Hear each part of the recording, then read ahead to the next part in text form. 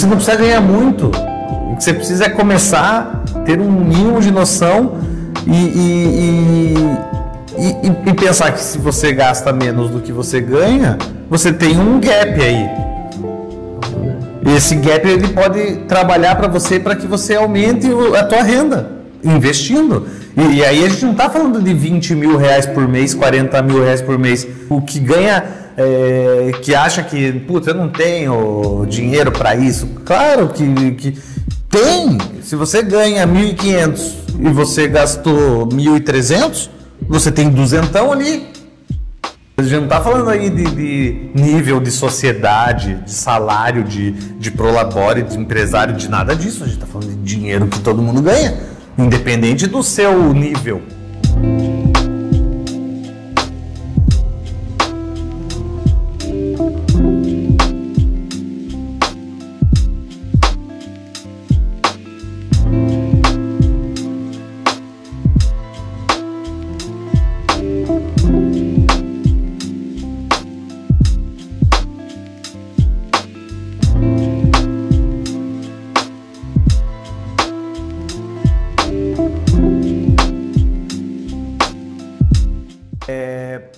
Eu fui morar nos Estados Unidos com 17 anos. Minha família, meus pais, somos 4 irmãos, né? Então, meus pais, eles sempre fizeram da mesma forma para os 4 filhos. Aos 16 anos você vai morar fora, até aí eu pago.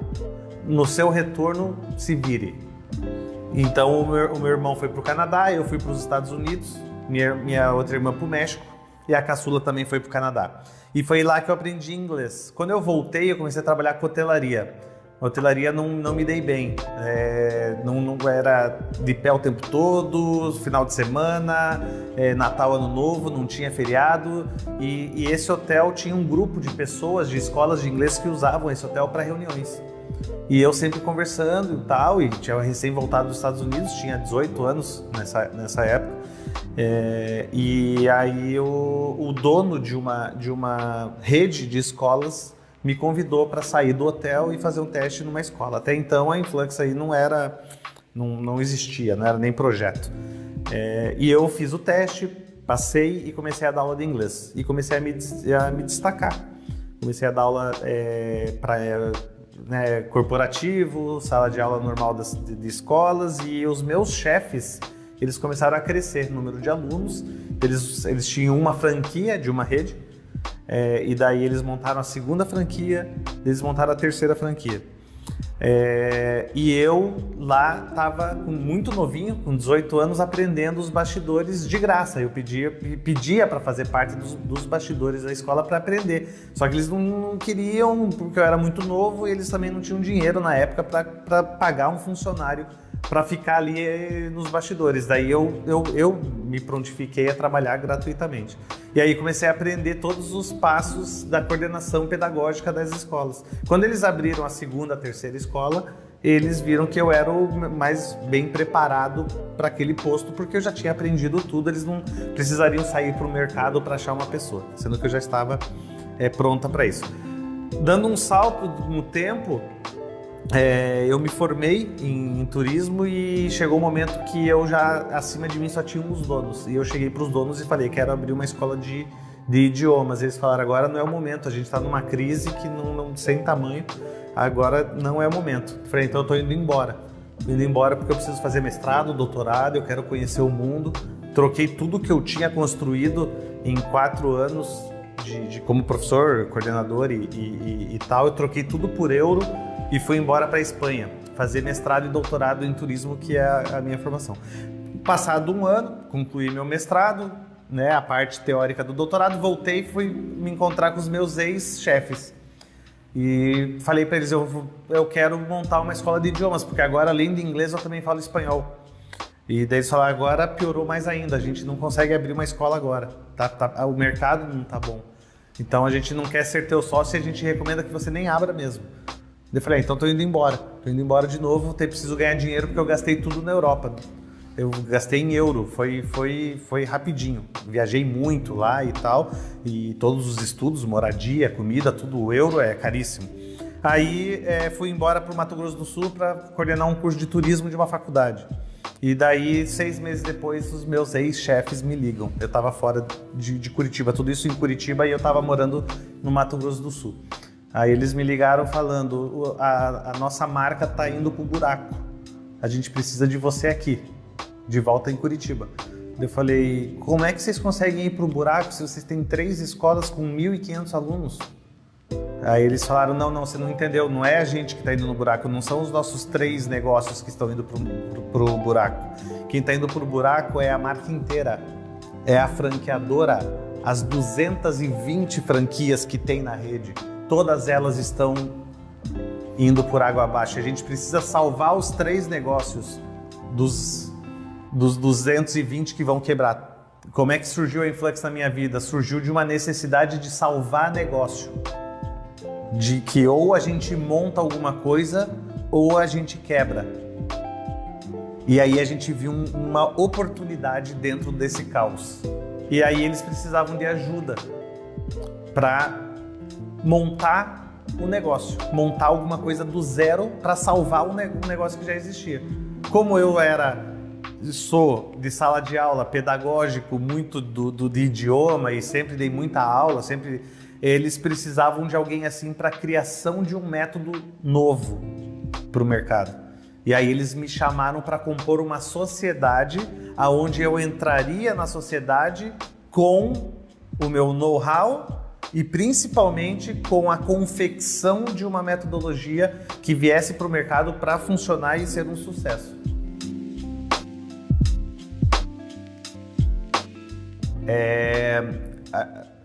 15 anos atrás, quando a Influx nasceu, a gente tinha, e até hoje ainda é assim, a gente tem 2 tipos de cursos de idiomas.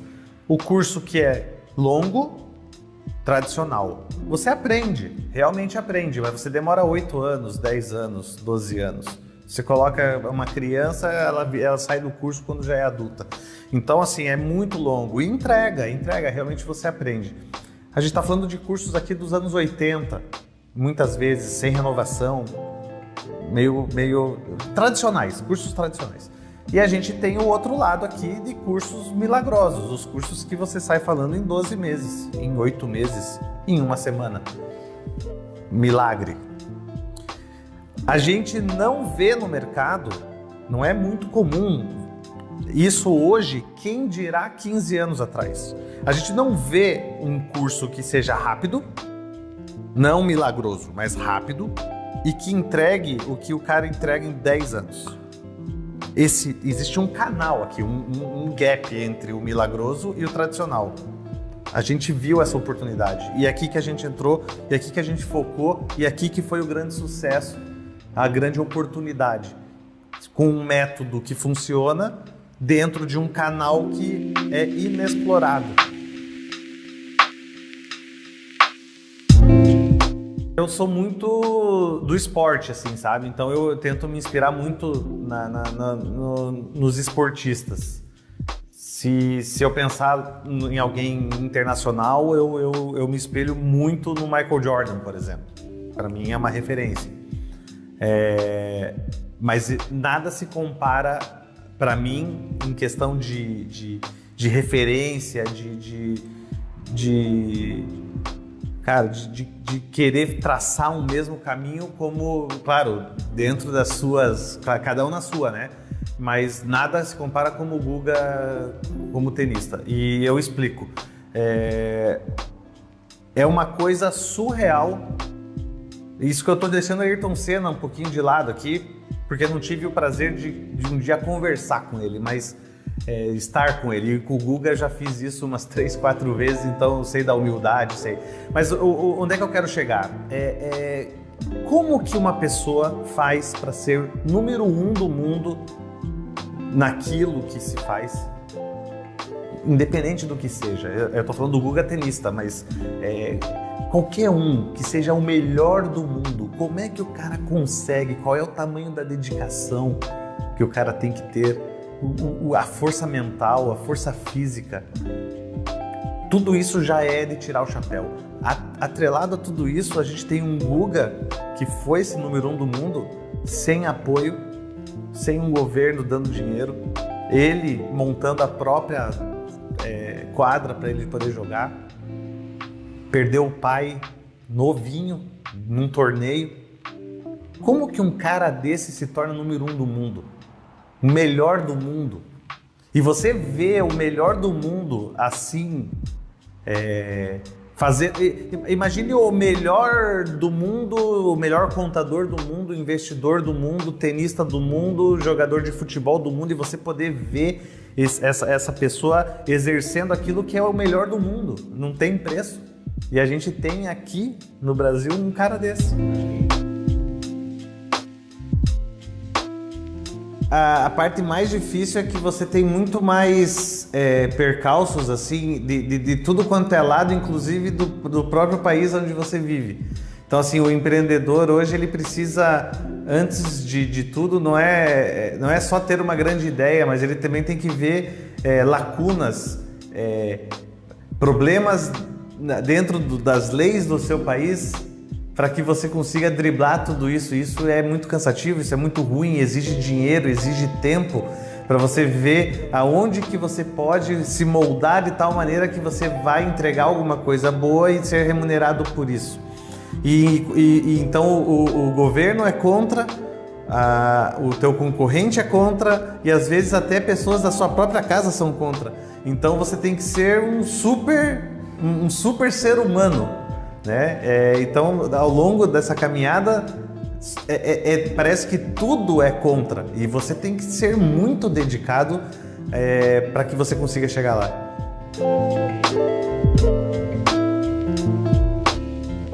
A poupança hoje, eu estava até fazendo as contas, né? Agora que a taxa Selic foi a 2,25, está muito baixo, né?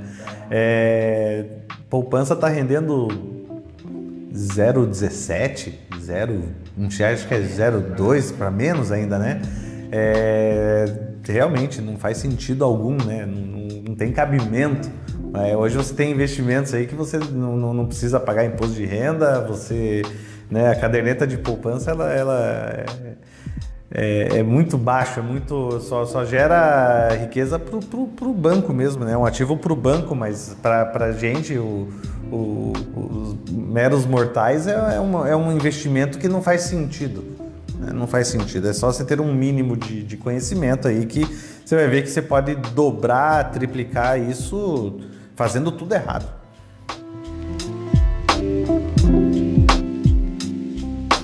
Não. Eu lembro há 15 anos atrás, quando a Influx começou, eu tinha um salário de R$1.000. Eu lembro bem, na verdade era 800 e 200 de vale-refeição, né? E eu sempre trabalhei na minha vida pessoal, com um degrau abaixo daquilo que eu ganho. Então 20%, isso para mim é lei, e tá aí nos estudos que 20% do que você ganha você tem que migrar para investimento, né? 50% gastos fixos, 30% variáveis e 20% de investimento. Então eu sempre trabalhei com isso. Então eu ganhava R$1.000, R$200 era para investimento. E nisso eu fazia daí um leque. Desses R$200 não pode ser R$200 para poupança. Você tem que variar, não é todos os ovos dentro de um mesmo ninho. Então eu pegava R$100 e ia para um lado, outros R$100 e ia para o outro. E assim a gente foi construindo, sempre em cima de 20%. Sempre em cima de 20%. Até hoje é assim. Tudo que eu ganho 20% é para investimento. Aí você vai proliferando conforme a sua vida vai acontecendo, as suas metas, tudo que lógico, você tem teus objetivos, né?